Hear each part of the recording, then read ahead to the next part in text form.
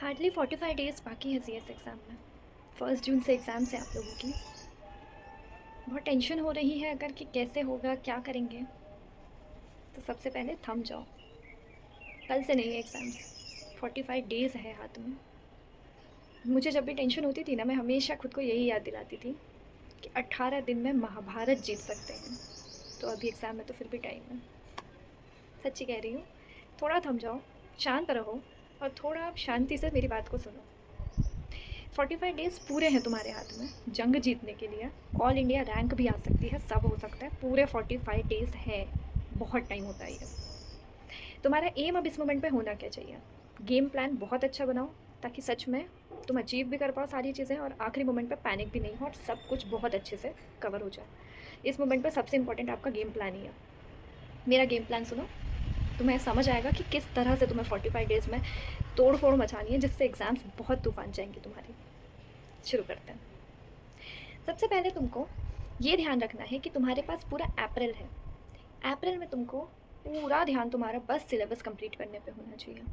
कुछ मत सोचो, बिल्कुल भी नहीं। बस उठाओ सारे सब्जेक्ट और जिस सब्जेक्ट में जो बाकी है, जहाँ से बाकी है, जैसे हो रहा है ना, एकदम तूफान तरीके से बस इस टाइम में अप्रैल एंड तक रिवीजन कंप्लीट करो सारे सब्जेक्ट का। जितना बचा हुआ है ना, पूरा कवर करो। तुम्हें हर चीज़ हर जगह से समेटनी है बस। और इतने प्यारे तरीके से करना है ना, एक एक दिन की स्ट्रैटेजी तुम्हारा, क्योंकि मैं ये तुम्हें नहीं बता सकती हूँ कि तुम्हारा कितना सिलेबस बचा है, कि तुम्हें किस दिन क्या पढ़ना है। ये तुम्हें पता है। और अगर तुम्हें पता है कि तुम्हारा बच्चा क्या है ना, तो डेफिनेटली तुम कवर भी कर लोगे, मुझे पता है। तुम्हारे पास अराउंड 15 डेज़ हैं अभी अप्रैल के पूरे हाथ में। 15 डेज़ बहुत होते हैं करने के लिए पूरा सिलेबस। अब तक आपने काफ़ी हद तक तो कर लिया होगा, थोड़ा बहुत बचा होगा, और अगर थोड़ा ज़्यादा भी बचा है ना, तो 15 डेज़ बहुत होते करने के लिए। बस सिलेबस उठाओ और जहाँ से जो तुम्हें बचा हुआ है, जो जैसे करना है ना, 15 डेज़ में तूफान तरीके से 30 अप्रैल तक पूरा सिलेबस कंप्लीट कर लो। 30 अप्रैल को लास्ट डेट होनी चाहिए, उसके बाद तुम कुछ भी नया नहीं उठाओगे। आया समझ? जितना करना है, जो करना है, 30 अप्रैल तक कर लो। मुश्किल से अगर कुछ बहुत क्रूशियल चीज़ बचती तो ठीक है, अदरवाइज़ 30 तारीख लास्ट डेट पूरा सिलेबस कंप्लीट करने की। नोट करते जाओ इस चीज़ को अच्छे से ताकि तुम भूलो नहीं बाद में। 1 मई टू 15 मई तक तुम्हें क्या करना है, एक सब्जेक्ट को 2 दिन देने हैं, 2 days for each subject. 15 days इसलिए क्योंकि एक दिन हम बफर लेके चल रहे हैं। हमेशा तुम्हारी स्ट्रैटेजी में एक दिन बफर का होना ही चाहिए। इट मीन्स कुछ भी अगर सिचुएशन ऐसी आ जाती है, तबीयत खराब हो जाती है, कहीं जाना हो जाता है, कुछ भी ऐसा एक्स्ट्रा होता है ना, तो एक दिन बफर हमेशा तुम्हारे टाइम टेबल में 1 या 2 दिन एक्स्ट्रा होने ही चाहिए। Cut to cut time table कभी नहीं होना चाहिए। ठीक है? तुमने 30 अप्रैल तक पूरा सिलेबस कंप्लीट कर लिया, तो तुम्हारे पास कितने 15 डेज़ है। उन 15 डेज़ में you have 2 days for each subject. एक सब्जेक्ट के लिए तुम्हारे पास 2 दिन है। तुम्हें क्या करना है, फर्स्ट और सेकंड में सपोज हम ले रहे हैं, एक सब्जेक्ट उठाया तुमने, तुम्हें फर्स्ट का पूरा दिन वो सब्जेक्ट को रिवाइज करना है, सेकंड का पूरा दिन उस सब्जेक्ट को रिवाइज करना है। एंड ध्यान रखना है, सेकंड का डे जैसे ही खत्म हो रहा है, तो 2 मई को तुम्हें वो सब्जेक्ट का टेस्ट पेपर देना है। यस, टेस्ट पेपर बहुत ज़्यादा क्रूशियल है, तो तुम्हें उस सब्जेक्ट का टेस्ट देना है। इट मीन्स तुम्हें 2 दिन एक सब्जेक्ट को देने हैं, फर्स्ट डे पूरा पढ़ोगे एंड सेकंड डे एंड होने से पहले तुम्हें उस सब्जेक्ट का टेस्ट देना है, तभी वो सब्जेक्ट तुम्हारा वाइंड अप माना जाएगा। टेस्ट कैसे दोगे, या तो तुम स्कैनर उठा लो, स्कैनर के एंड में भी एक टेस्ट रहता है, या तो कोई भी पास्ट ईयर पेपर उठा लो, या तो कोई टेस्ट सीरीज चाहो तो ज्वाइन कर लो। अगर तुम्हें चाहिए कि मैं तुम्हें कोई टेस्ट पेपर्स दूँ, तो तुम मुझे लिंक्डइन पर कनेक्ट कर सकते हो, या तो तुम मुझे मेल कर दो, तो मैं तुम्हें टेस्ट पेपर जो होगा वो फॉरवर्ड कर दूँगी, तो तुम वो टेस्ट दे देना अच्छे से। ओके? तो टेस्ट पेपर दो 1 एंड 2 मई को।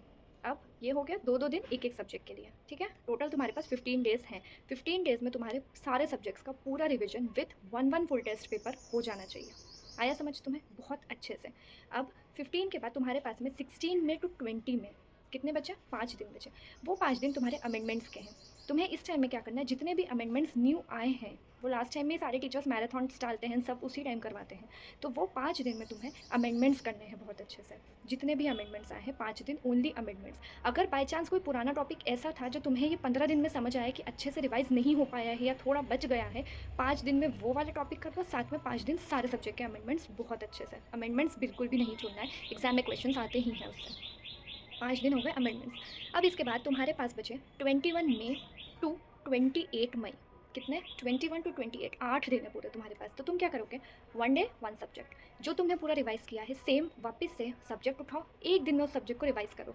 तुम्हें एक पेपर देने के आने के बाद दूसरे पेपर में अराउंड 9 टू 10 आवर्स मिलते हैं, तो तुम्हारा वो डे का भी एम ऐसे ही होना चाहिए कि तुम 9 टू 10 आवर्स में उस सब्जेक्ट को पूरा अच्छी तरीके से वाइंड अप करो। 1 डे फॉर 1 सब्जेक्ट, ठीक है? 21 में तो 28th में ही तुम्हारे पास टाइम है कि तुम इतने दिन में 8 दिन में तुम अच्छे से उस सब्जेक्ट को वाइंड अप करोगे। जल्दी हो जाता है बेटर है, नहीं तो 1 दिन बफर हमारे पास वैसे भी यहाँ पर भी है।